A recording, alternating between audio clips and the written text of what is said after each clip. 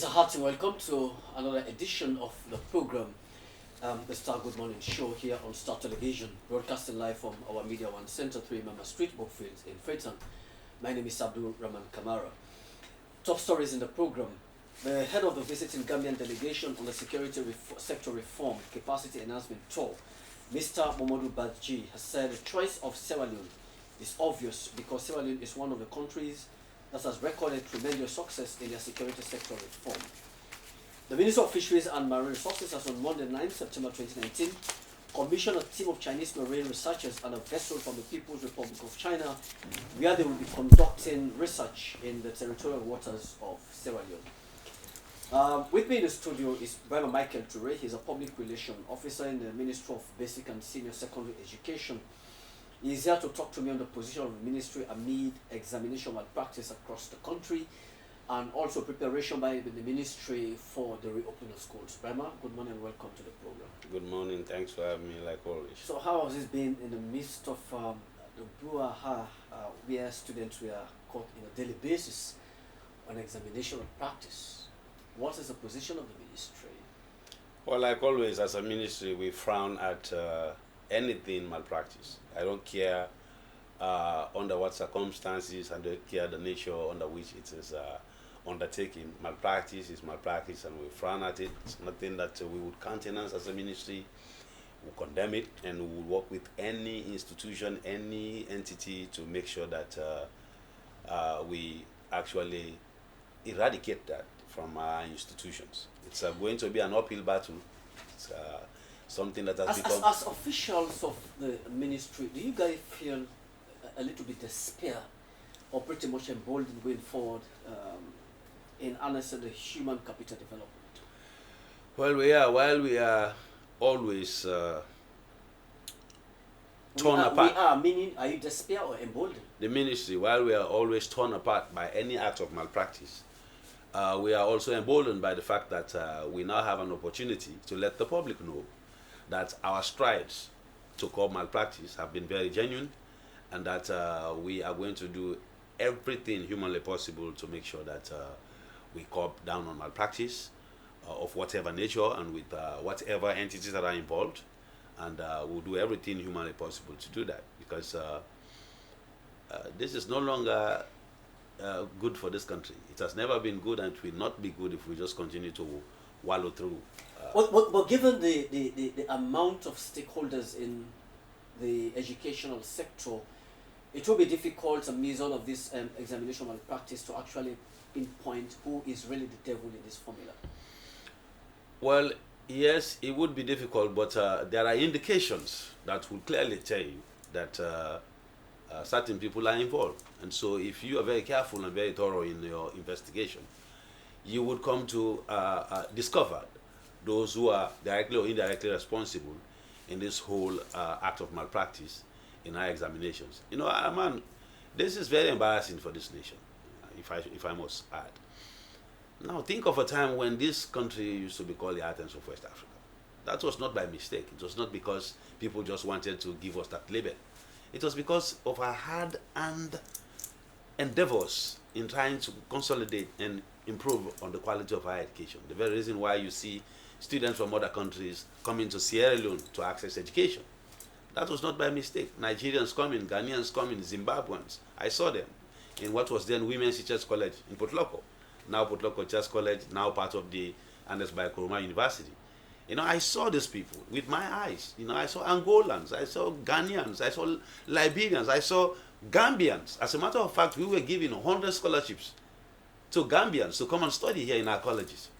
And so amazingly, when I found myself in the Gambia during the war, you know, I saw a good many of these guys who were at the top, at the echelon of the education there. And they will tell you, I studied at Njala, I studied at Frabe College, I studied at Milty Magai. They're there. The Minister of Education at that time studied at Njala. You see, so all of these things, those were our products. And the irony is, you sojourned your education in the United States, not any of this university. No, I never had the privilege to attend any of the colleges or universities here, which is one thing that is of great regret to me, but maybe I'll find a way to do something here so that at least I have an admission number in one of the institutions here. But During the days when we were going to school, malpractice is something that you would not even want to be involved in. The last thing you would want to hear from anyone is that you are put on the spotlight for spying.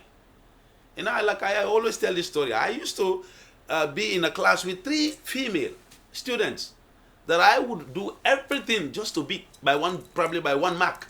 And I would study all night. Adama Bundu, Dora Bangura, now deceased. And then Asatu BM Kamara, these 3. It would be like an act of Congress to beat these girls in that classroom. If you beat them in one subject today, don't be comfortable because they are going to whip you out the next, what they call it, examination. So, but now that competition is lost. Everybody now finds the back door to get to the next level of education. Mm-hmm. That female, that student will rely on exchanging sex for grade. Easy. Go have sex with someone, you get the grades. That boy would want to pay his way through. The parents would also want to pay for that child to go. So it's a combination of all of this. It has become endemic. Malpractice has become endemic.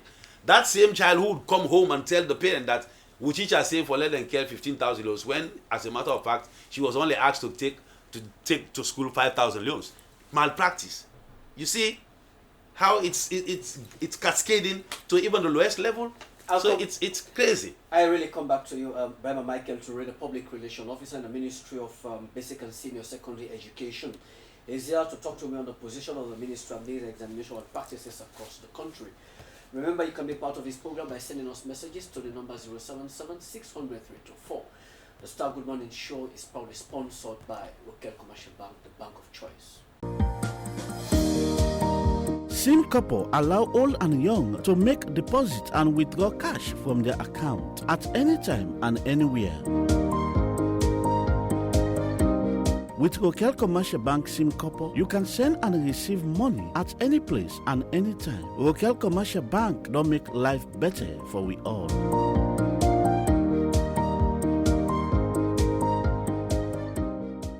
It's the Star Good Morning Show. If just tuning into Star Television, we broadcast live from our Media One Center 3 Mama Street, Brookfields in Freton. My name is Abdul Rahman Kamara. The head of the visiting Gambian delegation on the security sector reform capacity enhancement tour, Mr. Mamadou Badji, has said the choice of Sierra Leone is obvious because Sierra Leone is one of the countries that has recorded tremendous success in their security sector reform.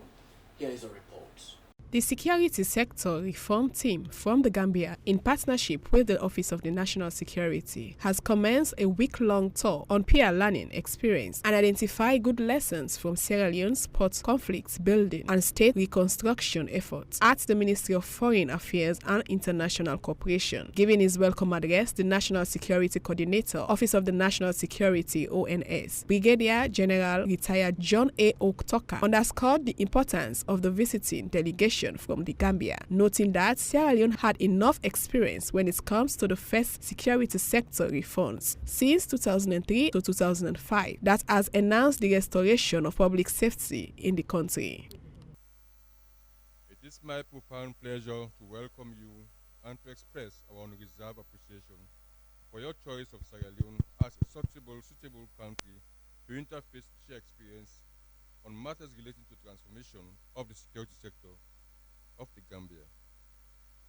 Following the decade-long civil war, which led to the collapse of the security sector, Sierra Leone, with the support of the international community, undertook a comprehensive security sector reform as a key component for nation building with sustainable peace and development. The success of the security sector reform in Sierra Leone has been exhibited in the level of gains and in democratic governance, including the successive conduct of generally peaceful, free, fair, and credible national elections without international peacekeeping assistance. We aspire to work hard to not only preserve these gains, but to further improve on them, relying on the crucial elements of coordination, collaboration, and cooperation within the security sector. We also aspire, in the best interest of our people, to maintain professional independence for improved productivity in the security sector with the appropriate democratic civilian oversight. The activities scheduled for you in the next couple of days, starting with the presentations that will be done in this opening ceremony are geared towards giving you a thorough insight into our security sector reform and further accord you the opportunity to witness and observe deliberations in some of our security sector committees and to interact with your counterparts in their respective institutions.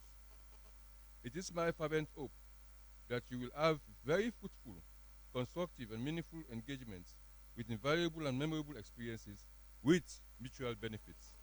The National Security Advisor in the Gambia, Mr. Mamadou Badji, intimated that the choice of Sierra Leone is obvious because Sierra Leone is one of the countries that has recorded tremendous success in the security sector reform, noting that the delegation will focus mainly in areas security sector reform, policing, immigration, drugs, law and enforcement, including strategic planning and policy, and the justice sector reform. It is indeed a great pleasure for me and my delegation to undertake this groundbreaking capacity enhancement tour to Sierra Leone. The choice of Sierra Leone, I think, is obvious, simply because it is one of the countries that has recorded a tremendous and successful security sector reform. We want to indeed express our appreciation to Your Excellency, the Chief Minister, the government and people of Sierra Leone for the efforts and resources you have so far put to our disposal since our arrival to your very nice city of Freetown. In his keynote address, the Chief Minister, Professor David Francis, commended the strides of the visiting delegation on their peer learning experience, with the Sierra Leone having a strong security reform mechanisms since the end of the war in 2002, and their engagement is a fundamental element of state security architecture. He revealed that, notwithstanding the enormous successes in the security sector reforms, there are challenges, especially where the security sector reform programs are dependent on the outside external aid, which allows donors to control the agenda and therefore inhibits local partnership. By way of scope, I will endeavor to cover the need for a security sector reform program in Sierra Leone, what actually served as catalyst for us to undertake a reform program. What constitutes the security sector will need to be clearly delineated and defined. Notable security reform initiatives that we undertook at the impact that the SSR had on our reconstruction, peace building, conflict resolution, and development processes in Sierra Leone. All is not rosy, of course. This is an experience sharing session.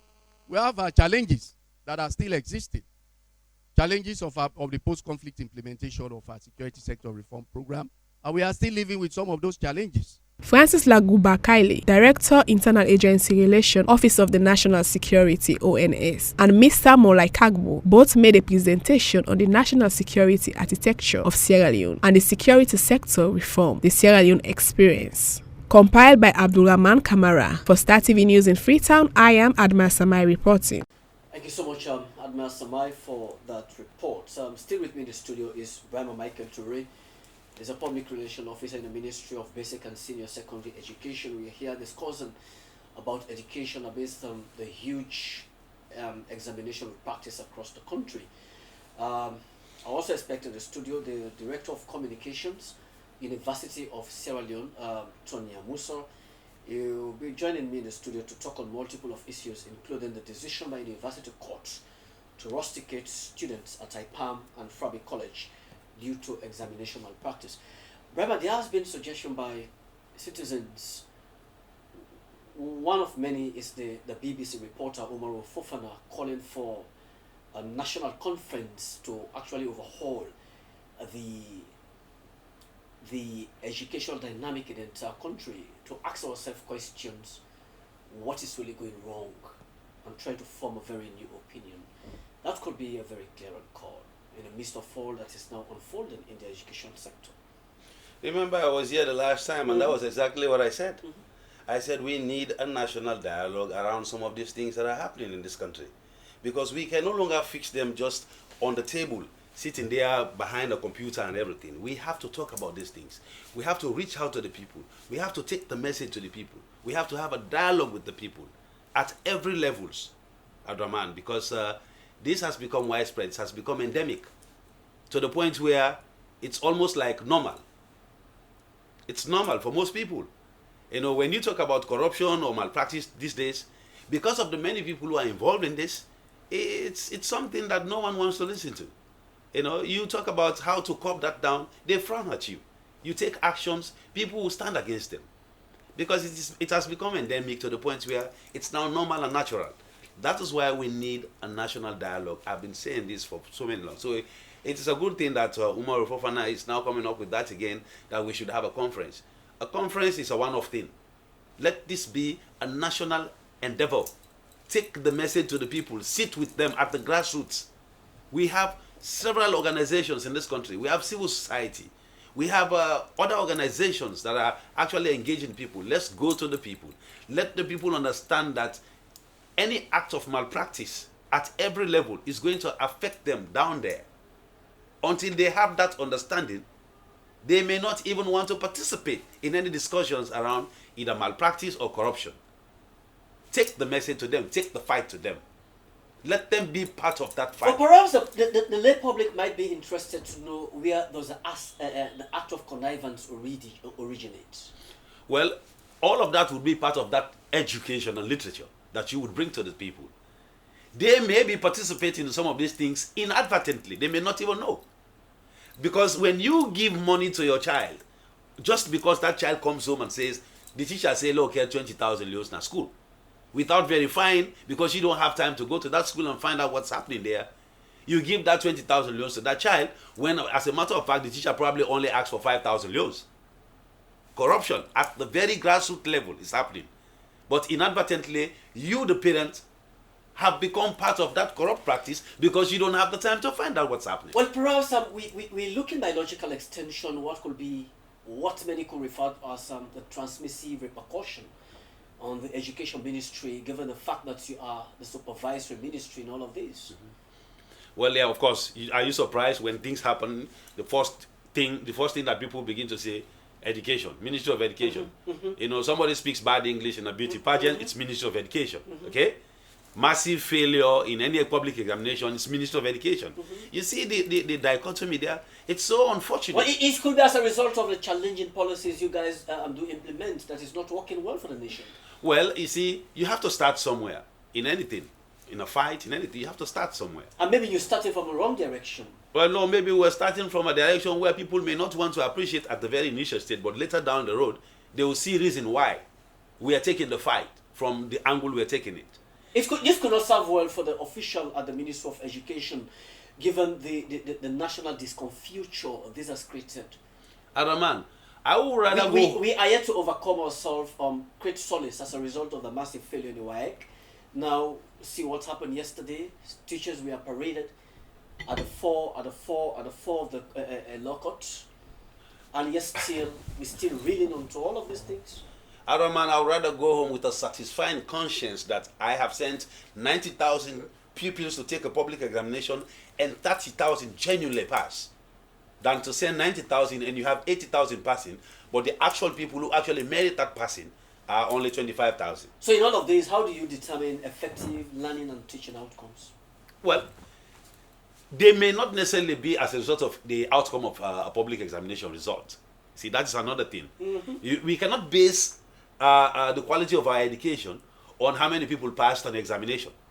It's never always the best way of assessing the capability of a child, an examination. So in this case, how do you tell who a good teacher is if you have students persistently failing examination? How do you tell who a good teacher is? Well, we just did. We told the nation who a good teacher is when that teacher who was teaching in a grade A school, what was perceived as a grade A school, because that's another whole discussion there about schools that call themselves grade A school. That teacher who left that grade A school and came down to a school that you would almost classify as gradeless, and is able to prep up those kids and are able to pass a public examination. That is my grade A teacher. And that school where he has actually done that is my grade A school. Why would a school call itself a grade A school if you are taking the best student from the NPSC anyways? What makes you grade A? You want 300 and more. Grade, a mark. Those are the students you want. They are the best students anyway. So what makes you grade A? They are going to pass anyway. You take those that score 230, 240, 250, and you prepare them and you get them to pass the basic education certificate examination, the BECE. That is my grade A school. So, Brahma, as we speak, what is the ministry doing in partnership with education stakeholders to actually get this entire situation arrested before it becomes pretty much explosive? Well, this is now beyond even the ministerial level. It's a presidential level. They have set up a national committee to look into all of these issues, malpractice. So it's at the highest level, which is good and very encouraging. Political leadership. Are we of the consideration equally that it will blur the academic image of this country? It has already. It has already. With everything that has happened over the last several years, our certificates are no longer countenanced by most countries. No, they are not. You look at a certificate from Sierra Leone, they'll just throw it for your face. Because to them, it's shrouded in malpractice. Because that is what we have been known to be over the last several years. You know? But like I always say, and I keep emphasizing this, Adaman, that is why I say we need a national dialogue around this whole thing.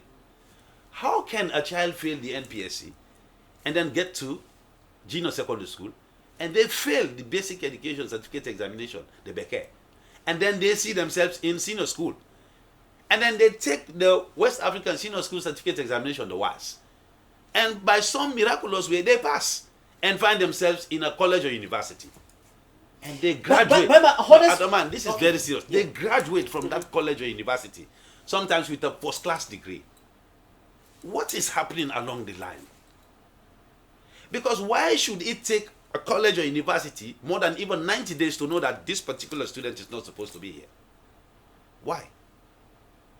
That is where we have the problem. So let us have a national dialogue on this, so that kids would know that if you have not passed the NPSC, you don't have a place in junior school. If you have not passed the BECE, you don't have a place in senior school. And if you have not passed the WAS, don't even think about going to a college or university, because you don't have a place there.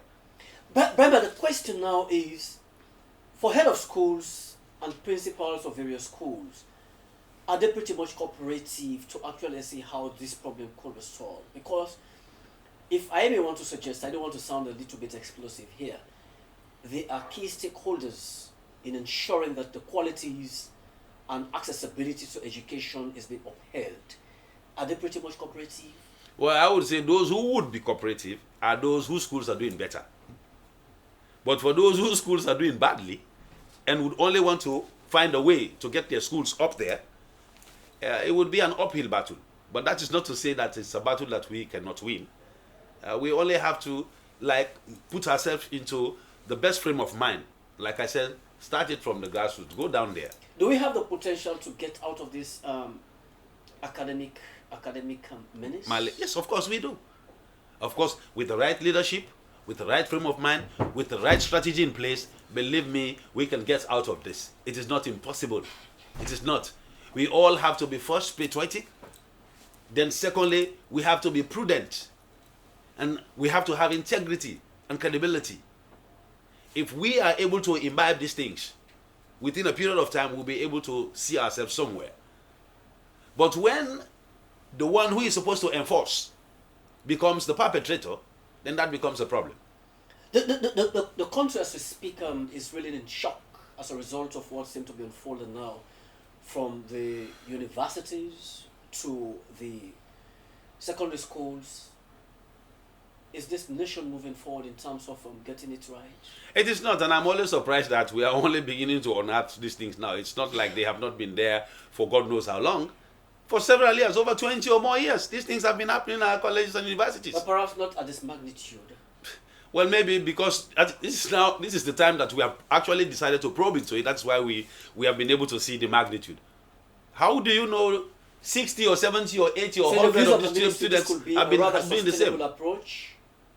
In the view of the ministry, probing into some of these academic fraudulence could be the right approach? It could be part of a process that would enhance that final process of actually rooting out those who are actually creating problems in the education system. And so I'm encouraged by the fact that the university is taking this step, because it's a step in the right direction. Like I said, how do they graduate these kids after they have failed the NPSE, the BECE, and the WAS? And then they get to a college or university. So in your view, the university need to have a fair share of the blame? Well, they have to do more than what we're seeing now. Okay. Because over the years, we've been seeing almost like garbage in and garbage out. Okay, Brahma Michael Touriste in the studio. The Minister of Fisheries and Marine Resources has on Monday 9 September 2019 commissioned a team of Chinese marine researchers and a vessel from the People's Republic of China, where they will be conducting research in the territorial waters of Sierra Leone. Here is the report. Representing the Minister of Fisheries and Marine Resources, the Deputy Minister of Fisheries and Marine Resources, Ibrahim Toure, said the exercise is aimed at qualifying and generating comprehensive statistic reports on the available fish species and the fish stock that will help in making informed management decisions. He revealed that the Ministry of Fisheries and Marine Resources is currently holding a sensitization meeting across the district on the National Plan of Action to deter, prevent and eliminate illegal, unreported and unregulated fishing and the new fisheries and aquaculture regulations. Sierra Leone, unlike other countries in West Africa, is endowed with minerals, agriculture and other natural resources which could form the basis of a productive economy and a prosperous society. Managing fisheries for the benefit of all citizens, according to the Deputy Minister of Fisheries and Marine Resources, Ibrahim Toure, requires a different type of policy approach, one which looks beyond the conventional boundaries of the sector that recognize the undervalued potential wealth of the fish resources, which utilize innovative and proven method of fisheries and management. The fishery sector is estimated to provide employment and a source of livelihood for many people, mainly in the coastal communities. Gentlemen, on behalf of the Ministry of Fisheries and Marine Resources and on my personal behalf, I feel privileged and honored to welcome you all to the launch of the Chinese government-funded fisheries research vessel Jun Yunkun 212, which is exclusively dedicated to conduct a comprehensive fishing stock assessment in the waters of Sierra Leone for 3 years. As part of the grant offered by the government of the People's Republic of China to the Ministry of Fisheries and Marine Resources. The overall objective of the stock assessment is to determine the fish biomass and distribution of the resources for better conservation and sustainable management of the fisheries resources in Sierra Leone. During the 3 years, the vessel will spend 4 months in Sierra Leone each year and will conduct 2 surveys, one in the rainy season and one in the dry season. A joint team of fisheries scientists, Sierra Leoneans and Chinese, will be on board to conduct the survey and report on the data collection and analysis will be available in both English and Chinese. The Fisheries has developed an MOU defining the conduct of the survey for both the Ministry of Fisheries and the Chinese government. The expected outcome, among others, will include an enhanced knowledge on the status of the abundance and distribution of the fish stock in Sierra Leone, which will provide information for the development of rational and robust fisheries management plan.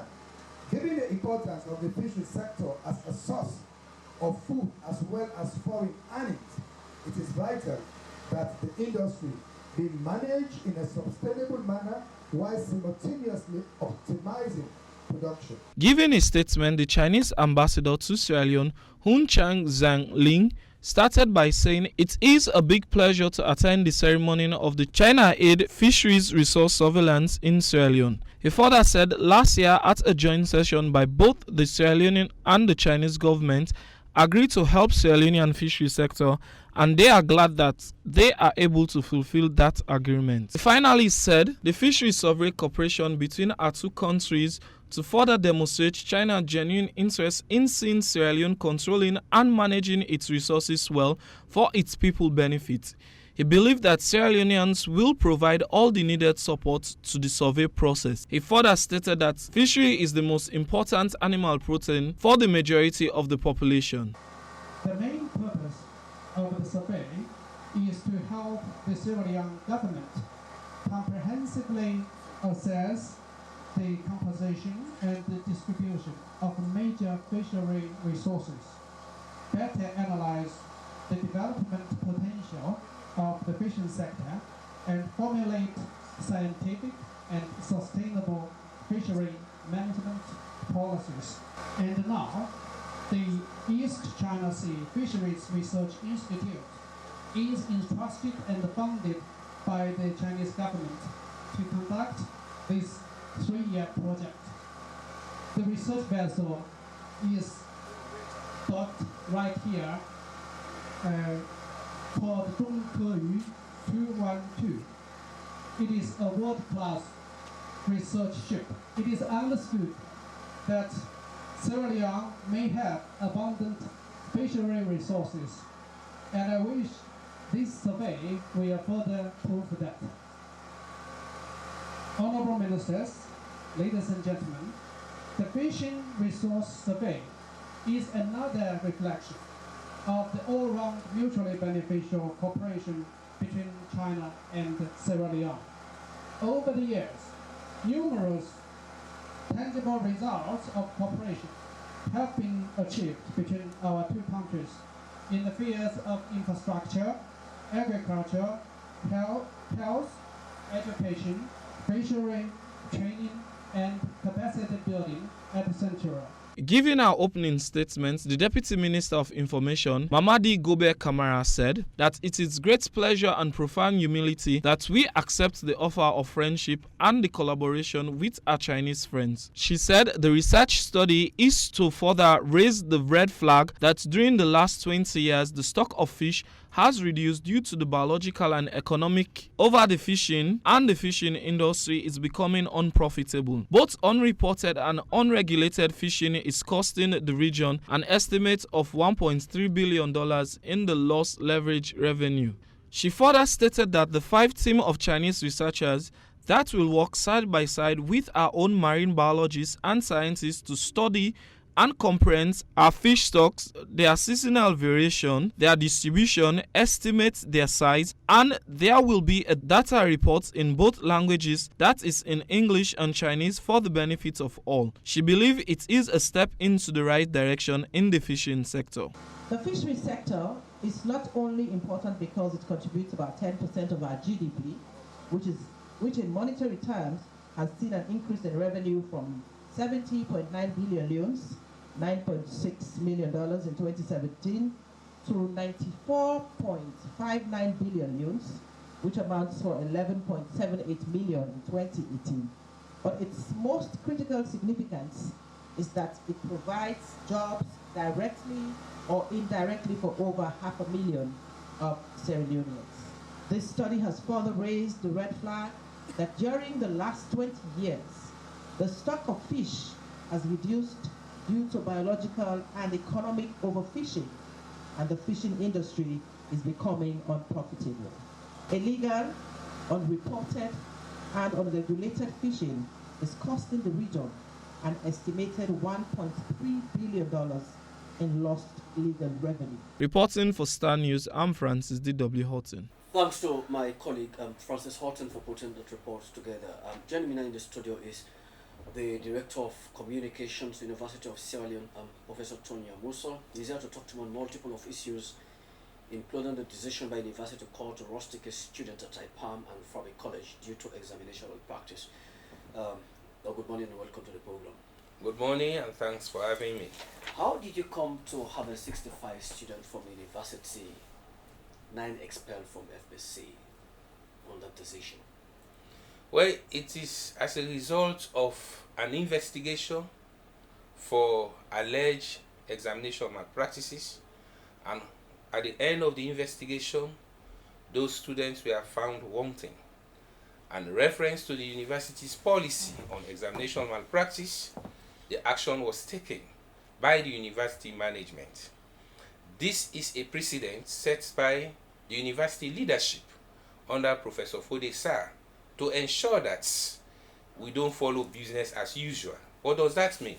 Students normally believe that delaying in terms of investigation and action would have been or was usually an opportunity for them to escape actions.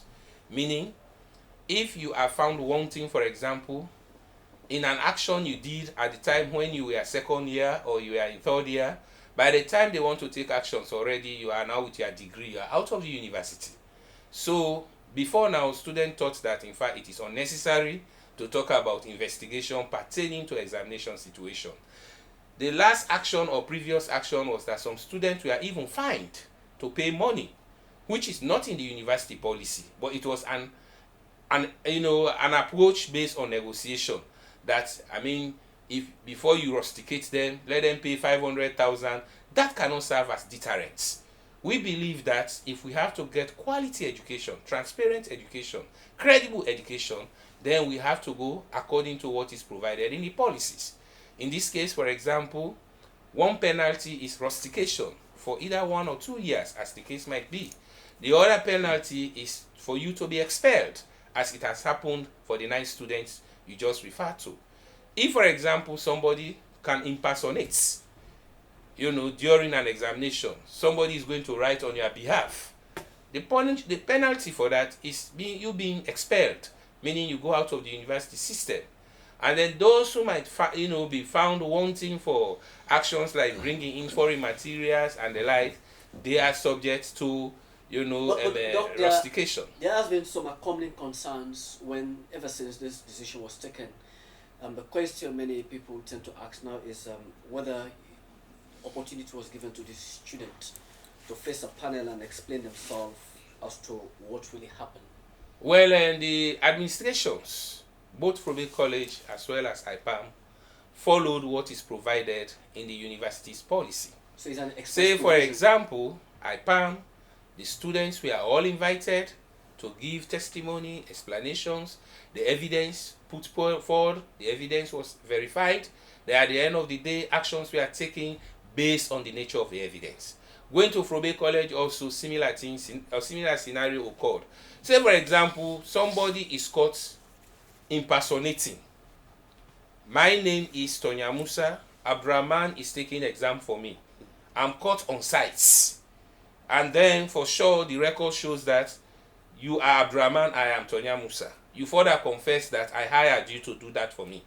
Which further evidence do you need for you to take necessary actions in an academic institution of that nature? So these are the scenarios. For example, you wait to get testimony, go through the process and the like. Then at the end of the day, results are going to be published. Automatically, Abdurrahman or Tonya Musa will go to final year. And then waiting again for further steps. You have got your degree. You are out of the university system. So situation of that nature does not actually require further investigation, because you are caught on sites, and then physically you are not Tonya Musa. And you are writing for Tonya Musa. And you have testified that you are writing for Tonya Musa. And Tonya Musa has confirmed that he hired you for certain reasons. Now, the situation, for example, a case in point was a secondary school pupil, was caught writing for somebody in first year in the university. The second situation was that somebody in second year wrote for somebody in final year. So, I mean, such scenarios, you don't even wait for further evidence within the university system, if we are really mindful of quality assurance and the purpose of fighting against impunity. Quickly, before I come to you, Doc, remember, what could this mean? You heard the revelation from Dr. Musa here, that a secondary school pupil is writing examination for a university student. So it boils down to what I just said. If that university student had failed the NPSE and found himself in a JSS and failed the Beke, and then by some miraculous way, he found himself in senior school, and then perhaps through malpractice was able to get to college, he or she is not well grounded, like that secondary school student who probably did everything to get himself to where he is. That is where the problem is. You find people in the colleges and universities that are not supposed to be there in the first place. Because for goodness sake, Abdurrahman, why would you, in a college, hire a secondary school student to take an examination for you. I mean, just look at what is missing there. Something is wrong. I would rather have someone at a higher level taking an examination for me than someone who is down there, a secondary school student, and you're in college. So the question now is, what is the college university doing, you being the end receiver of students in the midst of all of these academic malaise? What measures are you putting in place to actually nip some of these things on the board? Well, in fact, because definitely you have them to be getting integrated into the system, especially when they go through their WAS and all of this, for whatever reasons. You know, in the university setting, normally quality assurance, premium is on admission and examination. In terms of admission, screening the process to ensure that you get the right people. And this is why we are very happy looking at what has just happened regarding where people are crying, mass failure and the like. We believe that if the system had been tightened up enough, we are going to get the right products. Exactly. And coming to the university, it means they are at the level of university education. And we may not encounter such scenario we have just looked at and said it is ridiculous. The reason is we have what they call GIGO, garbage in, garbage out. Now, if we are going to get the wrong people into the university, and when they come to the university, they also use the university loopholes to escape, we are going to not only flood the market, but we are also going to destroy our society. Let me give you one peculiar example. We are training medics. At the end of the day, they are going to do surgical activities. Now, if somebody can get to the College of Medicine by way of involving in examination malpractice, and in the university also, he or she might not actually go through the academic process fairly, then at the end of the day, the individual is given license and degree, to serve as surgeon. What is going to happen? He or she will be killing people. Then we also contributed towards it. Now, we believe that if you are coming to the university, we are preparing you for the nation. We are not only interested in multiplying people, we are interested in getting the right people. So, like I said, or even the previous speaker argued, that it is time now we addressed some of those things as they are required to be. So I believe this is stringent action taken by the university management under the leadership of Professor Fodesa, that gone are the days that people used to enjoy those things and go scot-free. Now is the time that people have to pay the necessary penalties required for their actions. Again, let me take you to the point of where the introduction of the online application for the 2019-2020 session has helped to actually mitigate the effect of all of these academic practices. So, what do you want to know about the online platform? How is it working and how? Well, it's, in fact, I want to say it's a robust initiative, because world over we are talking about digital migration, and we are talking about cyber presence and participation. University of Sierra Leone is now part of it. Now, in that platform, students are required, or applicants are required to apply. And when they apply, we have opportunity to verify their credentials by interfacing with different institutions. Say, for example, when it comes to birth certificate, Abraman, you can agree with me that the situation had been preparation of birth certificate, as the case may be. Today, they need me 24 years. I will go to, births and deaths, get a birth certificate that will be as new as they are. And I bring that up, and then I will be accepted or verified by it.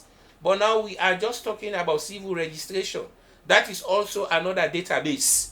If, for example, I'm applying to the university, then I state my age, it is easier enough online system to interface with that record and verify it. Interfacing with WAEC also to verify what people bring is easier. Interfacing with other learning institutions to verify the credentials of people is easier. And then also people can now stay wherever they are, they apply. There is no burden about having the printed form of forms now. The second part of it is that going online, apart from the application, is also the registration. I mean, there have been problems with registration in the universities. We believe that the online system will give you what we call timeline deadline, and that cannot become lifeline. As long as it is closed, it is closed. You will ensure that you work within the time frame given to you. It will not negotiate. You know that wait till I go car next week, my papa the car. The timeline given to you is the timeline. The other advantage again is that we have what we call university portal, where lecture notes, course information, course descriptions are provided. Information about lecturers and their contact hours are being provided. Profiles of lecturers are being provided. So we believe that students may now say wherever they are, they log in and understand what is happening. To them again, we have what we call privacy. Previously, we used to publish their, grades, information, results on the notice board.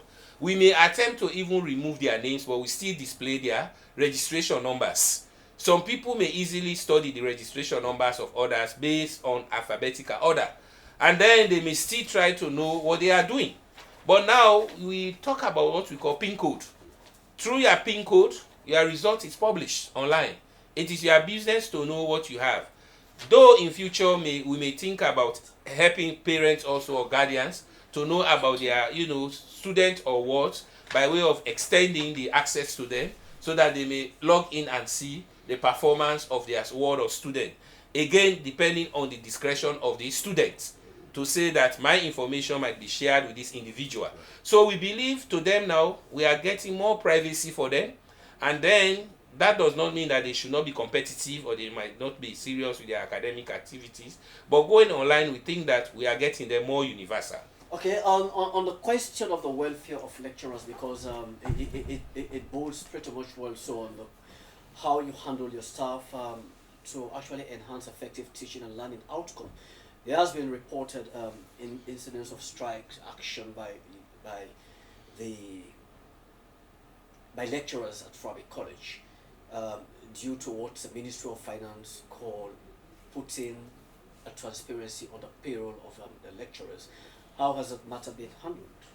Well, the whole situation was a transition from university paying lecturers or academic staff to the ministry, viz. Ministry of Finance, directly into their accounts. And part of the step had been to get the payroll, reviewed so that they ensure that they are paying the right people. And then at the end of the day, they ensure that they are on their right scale so that they will pay the actual salary to the right people. So that had been the process. And that took some delay as a result of getting everything together. So in fact, that warranted the delay of July salary as well as August salary as we learned from the Ministry of Finance. But that had been rectified because a memorandum of understanding had been signed, and then the salaries for July and August had been paid. Testimony is that bank alerts from different staff members had been confirmed in our WhatsApp forum, meaning that had been addressed. The second situation was the 50% leave allowance, which again we believe is on process. Sooner or very soon the university will pay that, because the university management is mindful of the efforts made by lecturers, and part of the quality enablers is their remunerations when they are paid. Well, I was taken aback when I heard from no less a person, the Director General for the National Civil Registration Authority, Mohammed Masakoy, making a disclaimer that your explanation yesterday in one of our sister stations was not a reflection of the real situation. Given the fact that I really want to create a balance, I will provide you an opportunity to just listen to what he mentioned yesterday. The Ministry of Finance use NCIA data to do head count of the lecturers or staff of the university for pay their salaries, and then they refer in their opinion that makes the delay for pay their salaries because not many of the lecturers are not in country. That being attract to attention immediately because we think the public need for know what exactly transpire. We are aware at NCRA last week the Financial Secretary of the Ministry of Finance, Mr. Sajiso Binde, on the media, on the radio, 98 in particular, and explain to the nation what it has done so far for pay the salaries or the outstanding salaries of the university workers, particularly the lecturers. And I remember very well, he indicated that was just that deal that they signed the agreement between the university and the Minister of Finance will warrant the payment of their salaries. Before that, we at NCRA been get a request from the Minister of Finance for make we help clean the payroll of government of Sueno, both public servants and civil servants as well as the subvented agencies. The exercise starts in September last year. We'll do until October, November, we'll present the report to government, Minister of Finance. But it not stop at that time in November after the report. Government being responsible, being sensitive to the welfare of everybody in this country. The ministry say, okay, we will extend this time to people that way. No, we don't show up.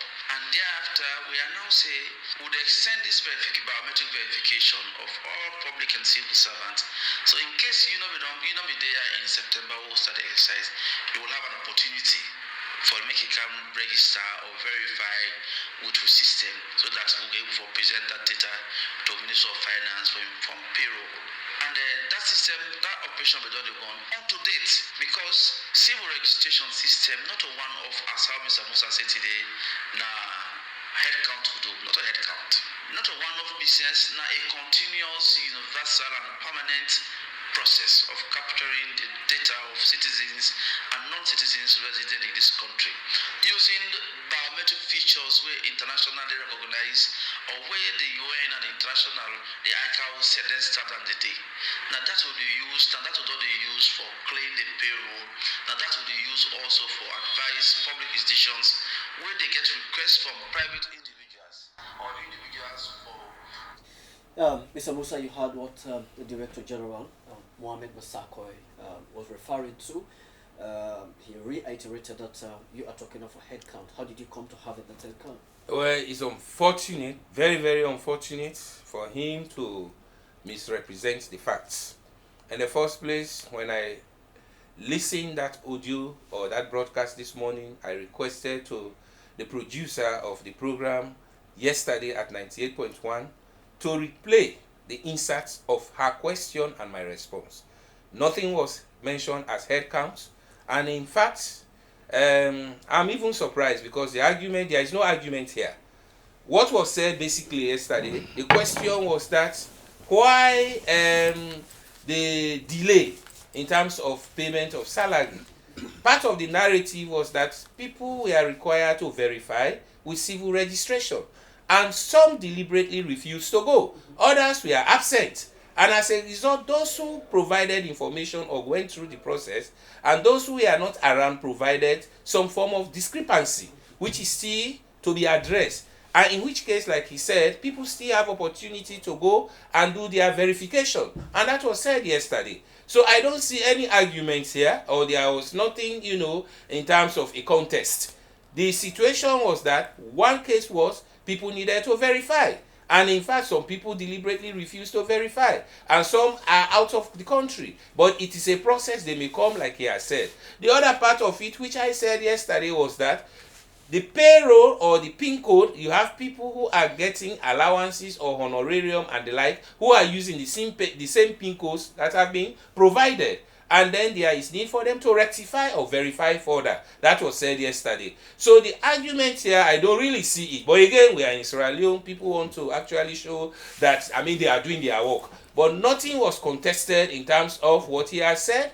Fair play enough. I asked 98.1. I sent text message. Can you please insert what was said yesterday? As against what Mr. Massakoy is saying, nothing was mentioned as head counts. The whole argument was that people were required to go and do the verification as a way to clean the payroll. Some people went there, some people are yet to go, some people deliberately refused to go. But with this situation now, I think it is warning to them to go and verify themselves. Because the ministry specifically said there was some discrepancy in terms of what university used to pay as against the verified payroll. And then I said part of that discrepancy might be associated with those who are yet to verify with the civil registration. Exactly. And then again, those who have, other source of payment apart from the university using the same PIN code. I think that was what was said. So I don't actually see the need for this argument. The only need I saw here is self-visibility of effort making. That's great. Bema, quickly, we don't seem to have much time left. Where will you conclude on the preparation for the reopening of schools?